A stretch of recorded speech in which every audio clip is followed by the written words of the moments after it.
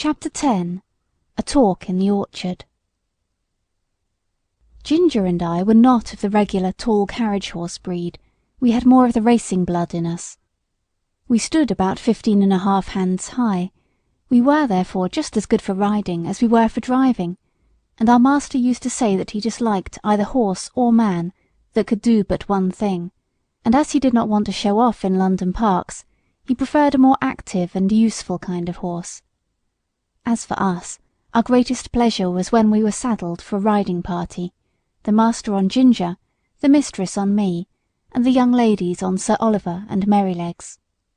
It was so cheerful to be trotting and cantering all together that it always put us in high spirits. I had the best of it, for I always carried the mistress. Her weight was little, her voice was sweet, and her hand was so light on the rein that I was guided almost without feeling it. Oh, if people knew what a comfort to horses a light hand is, and how it keeps a good mouth and a good temper, they surely would not chuck and drag and pull at the rein as they often do. Our mouths are so tender that where they have not been spoiled or hardened with bad or ignorant treatment, they feel the slightest movement of the driver's hand, and we know in an instant what is required of us.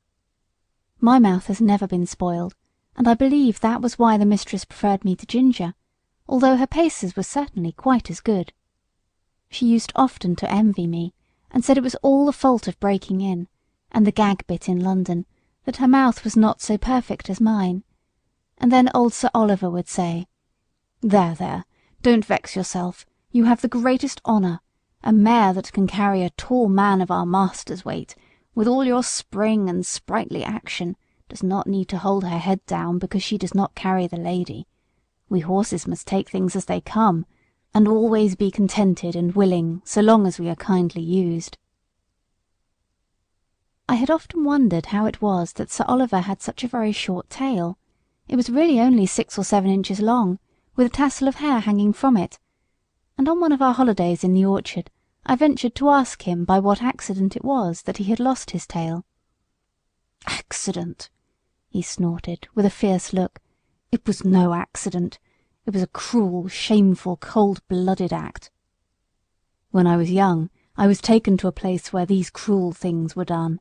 I was tied up and made fast so that I could not stir, and then they came and cut off my long and beautiful tail, through the flesh and through the bone, and took it away." "How dreadful!" I exclaimed. "Dreadful? Ah, it was dreadful, but it was not only the pain, though that was terrible and lasted a long time. It was not only the indignity of having my best ornament taken from me, though that was bad, but it was this: how could I ever brush the flies off my sides and my hind legs any more? You who have tails just whisk the flies off without thinking about it, and you can't tell what a torment it is to have them settle upon you and sting, and have nothing in the world to lash them off with. I tell you, it is a lifelong wrong and a lifelong loss, but thank heaven they don't do it now." "What do they do it for then?" said Ginger. "For fashion," said the old horse, with a stamp of his foot. "For fashion. If you know what that means, there was not a well-bred young horse in my time that had not his tail docked in that shameful way, just as if the good God that made us did not know what we wanted and what looked best." "I suppose it is fashion that makes them strap our heads up with those horrid bits that I was tortured with in London," said Ginger. "Of course it is," said he. "To my mind, fashion is one of the wickedest things in the world. Now look, for instance, at the way they serve dogs, cutting off their tails to make them look plucky, and shearing up their pretty little ears to a point to make them both look sharp, forsooth. I had a dear friend once, a brown terrier, Skye they called her. She was so fond of me that she would never sleep out of my stall. She made her bed under the manger, and there she had a litter of 5 as pretty little puppies as need be. None were drowned, for they were a valuable kind, and how pleased she was with them. And when they got their eyes open and crawled about, it was a real pretty sight. But one day the man came and took them all away. I thought he might be afraid I should tread upon them. But it was not so. In the evening poor Skye brought them back again, one by one, in her mouth, not the happy little things that they were, but bleeding and crying pitifully. They had all had a piece of their tails cut off, and the soft flap of their pretty little ears was cut quite off. How their mother licked them, and how troubled she was, poor thing! I never forgot it. They healed in time, and they forgot the pain, but the nice soft flap, that of course was intended to protect the delicate part of their ears from dust and injury, was gone forever. Why don't they cut their own children's ears into points to make them look sharp? Why don't they cut the end off their noses to make them look plucky? One would be just as sensible as the other. What right have they to torment and disfigure God's creatures? Sir Oliver, though he was so gentle, was a fiery old fellow, and what he said was all so new to me and so dreadful that I found a bitter feeling towards men rise up in my mind that I had never had before. Of course Ginger was very much excited.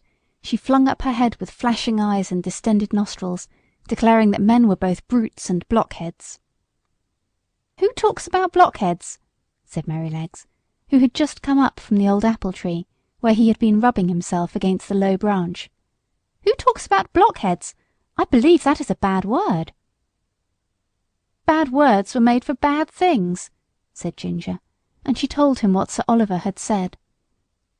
"It is all true," said Merrylegs sadly, "and I have seen that about the dogs over and over again where I lived first, but we won't talk about it here. You know that Master and John and James are always good to us, and talking against men in such a place as this doesn't seem fair or grateful. And you know there are good masters and good grooms beside ours, though of course ours are the best." This wise speech of good little Merrylegs, which we knew was quite true, cooled us all down, especially Sir Oliver, who was dearly fond of his master. And to turn the subject, I said, "Can any one tell me the use of blinkers?" "No," said Sir Oliver shortly, "because they are no use." "They are supposed," said Justice, the roan cob, in his calm way, "to prevent horses from shying and starting, and getting so frightened as to cause accidents." "Then what is the reason they do not put them on riding horses, especially on ladies' horses?" said I. "There is no reason at all," said he quietly, "except the fashion. They say that a horse would be so frightened to see the wheels of his own cart or carriage coming behind him that he would be sure to run away, although of course when he is ridden he sees them all about him if the streets are crowded. I admit they do sometimes come too close to be pleasant, but we don't run away. We are used to it, and understand it, and if we never had blinkers put on we should never want them. We should see what was there and know what was what, and be much less frightened than by only seeing bits of things that we can't understand. Of course, there may be some nervous horses who have been hurt or frightened when they were young, who may be the better for them, but as I was never nervous, I can't judge." "I consider," said Sir Oliver, "that blinkers are dangerous things in the night. We horses can see much better in the dark than men can, and many an accident would never have happened if horses might have had the full use of their eyes. Some years ago, I remember, there was a hearse with 2 horses returning one dark night, and just by Farmer Sparrow's house, where the pond is close to the road, the wheels went too near the edge, and the hearse was overdrowned into the water. Both the horses were drowned, and the driver hardly escaped. Of course, after this accident, a stout white rail was put up that might be easily seen, but if those horses had not been partly blinded, they would have themselves kept further from the edge, and no accident would have happened. When our master's carriage was overturned, before you came here, it was said that if the lamp on the left side had not gone out, John would have seen the great hole that the road-makers had left. And so he might, but if old Colin had not had blinkers on, he would have seen it, lamp or no lamp, for he was far too knowing an old horse to run into danger. As it was, he was very much hurt, the carriage was broken, and how John escaped nobody knew." "I should say," said Ginger, curling her nostril, "that these men, who are so wise, had better give orders that in the future all foals should be born with their eyes set just in the middle of their foreheads, instead of on the side. They always think they can improve upon nature and mend what God has made." Things were getting rather sore again, when Merrylegs held up his knowing little face and said, "I'll tell you a secret. I believe John does not approve of blinkers. I heard him talking with master about it one day. The master said that, if horses had been used to them, it might be dangerous in some cases to leave them off. And John said he thought it would be a good thing if all colts were broken in without blinkers, as was the case in some foreign countries. So let us cheer up, and have a run to the other end of the orchard. I believe the wind has blown down some apples, and we might just as well eat them as the slugs."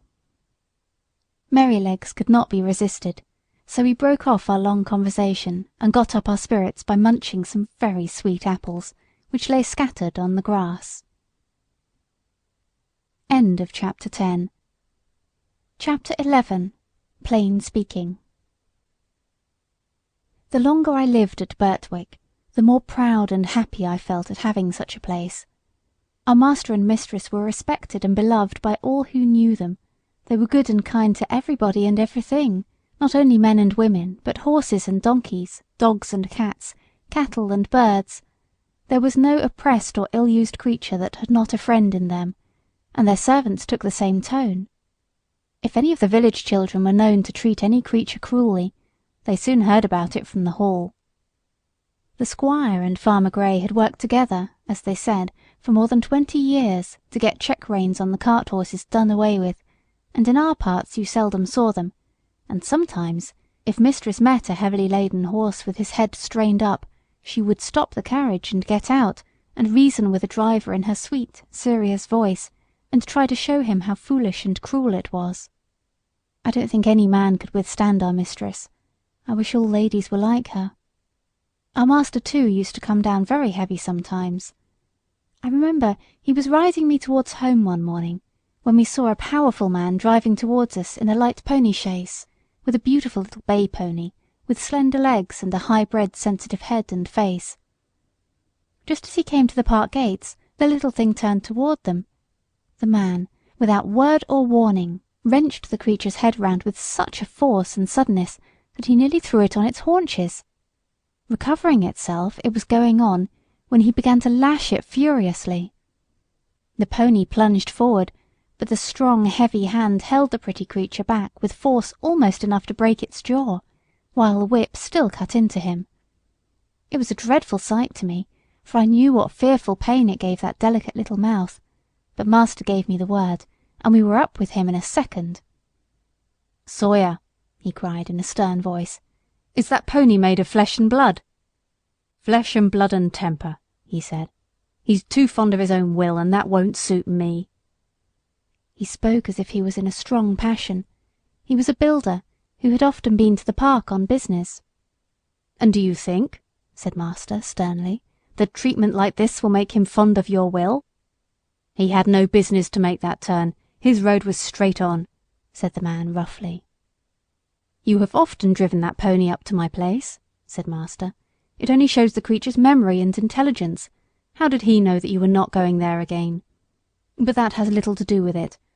I must say, Mr. Sawyer, that a more unmanly, brutal treatment of a little pony it was never my painful lot to witness, and by giving way to such passion you injure your own character as much, nay more than you injure your horse. And remember, we shall all have to be judged according to our works, whether they be toward man or toward beast." Master rode me home slowly, and I could tell by his voice how the thing had grieved him.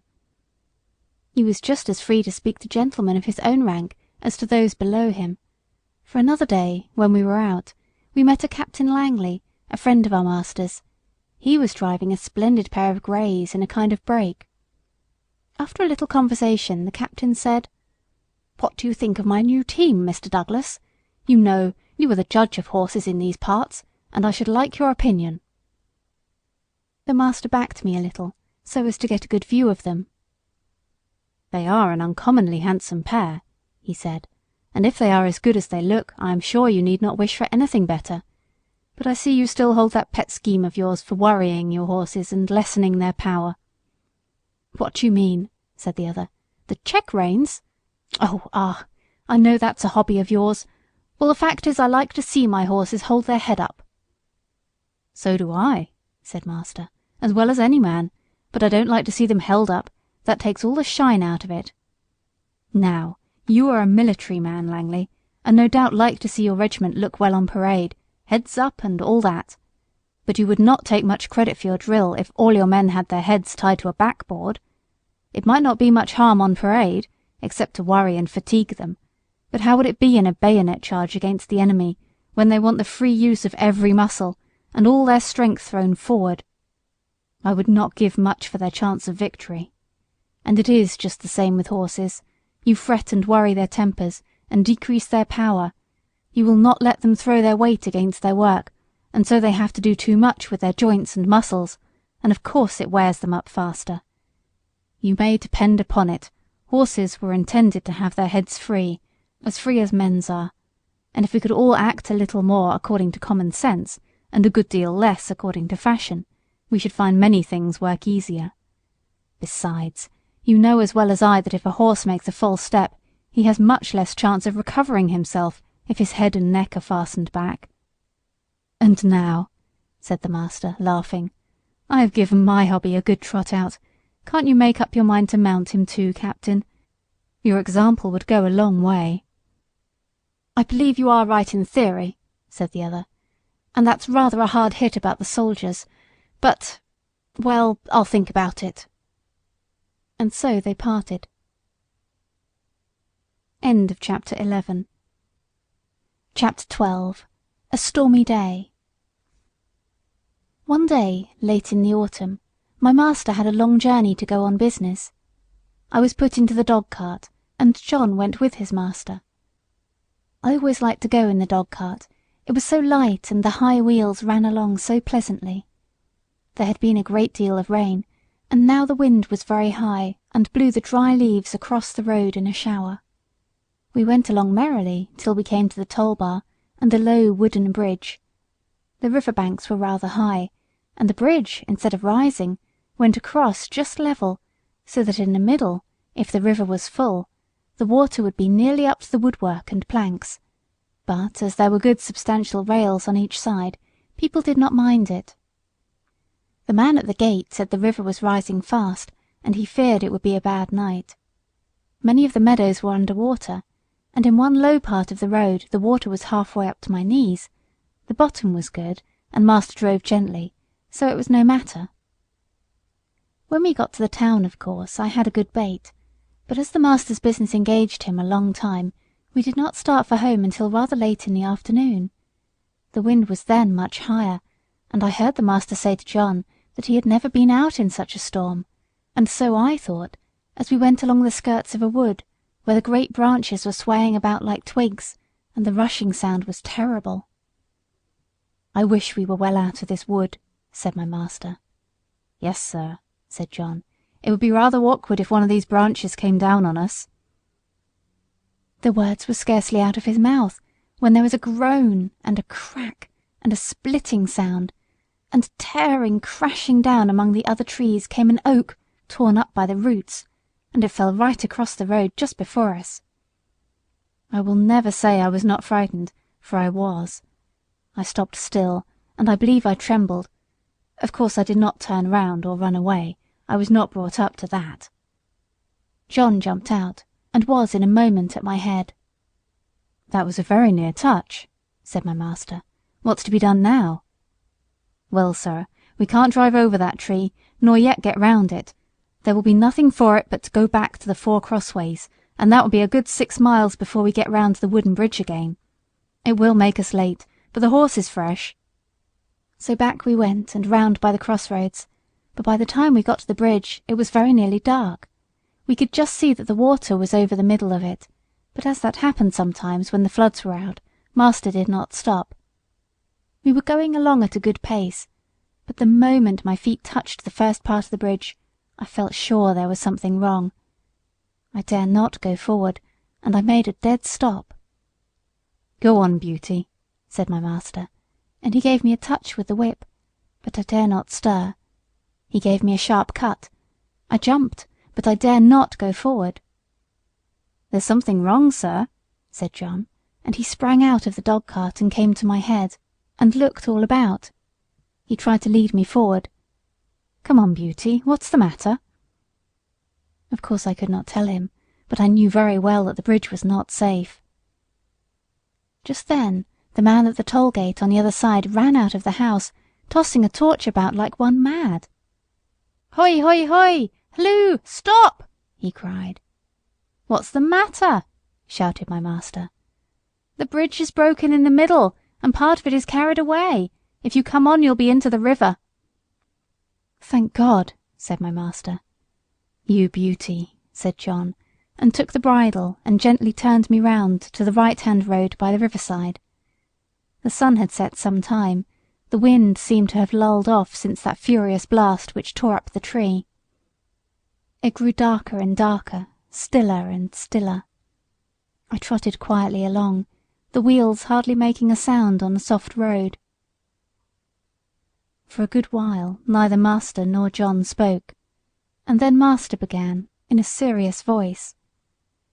I could not understand much of what they said, but I found they thought if I had gone on as the master wanted me, most likely the bridge would have given way under us, and horse, chaise, master, and man would have fallen into the river, and as the current was flowing very strongly, and there was no light and no help at hand, it was more than likely we should all have been drowned. Master said God had given men reason by which they could find out things for themselves, but he had given animals knowledge which did not depend on reason, and which was much more prompt and perfect in its way, and by which they had often saved the lives of men. John had many stories to tell of dogs and horses and the wonderful things they had done. He thought people did not value their animals half enough, nor make friends of them as they ought to do. I am sure he makes friends of them if ever a man did. At last we came to the park gates and found the gardener looking out for us.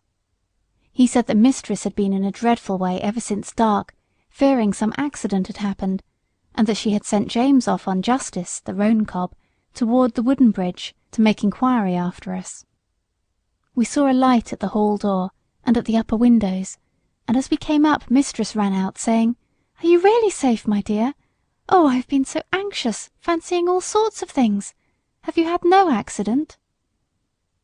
"No, my dear, but if your black beauty had not been wiser than we were, we should all have been carried down the river at the wooden bridge." I heard no more as they went into the house, and John took me to the stable. Oh, what a good supper he gave me that night, a good bran mash and some crushed beans with my oats, and such a thick bed of straw, and I was glad of it, for I was tired. End of Chapter 12. Chapter 13. The Devil's Trademark. One day, when John and I had been out on some business of our master's, and were returning gently on a long straight road, at some distance we saw a boy trying to leap a pony over a gate. The pony would not take the leap, and the boy cut him with the whip, but he only turned off on one side. He whipped him again, but the pony turned off on the other side. Then the boy got off and gave him a hard thrashing, and knocked him about the head. Then he got up again and tried to make him leap the gate, kicking him all the time shamefully, but still the pony refused. When we were nearly at the spot, the pony put down his head and threw up his heels, and sent the boy neatly over into a broad quickset hedge, and with the rein dangling from his head he set off home at a full gallop. John laughed out quite loud. "Served him right," he said. "Oh, oh, oh!" cried the boy as he struggled about among the thorns. "I say, come and help me out." "Thank ye," said John. "I think you are quite in the right place, and maybe a little scratching will teach you not to leap a pony over a gate that is too high for him." And so with that John rode off.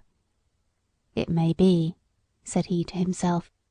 "That young feller is a liar as well as a cruel one. We'll just go home by Farmer Bushby's, Beauty, and then if anyone wants to know, you and I can tell him, you see." So we turned off to the right, and soon came up to the stackyard, and within sight of the house. The farmer was hurrying out into the road, and his wife was standing at the gate, looking very frightened. "Have you seen my boy?" said Mr. Busby, as we came up. "He went out an hour ago on my black pony, and the creature is just come back without a rider."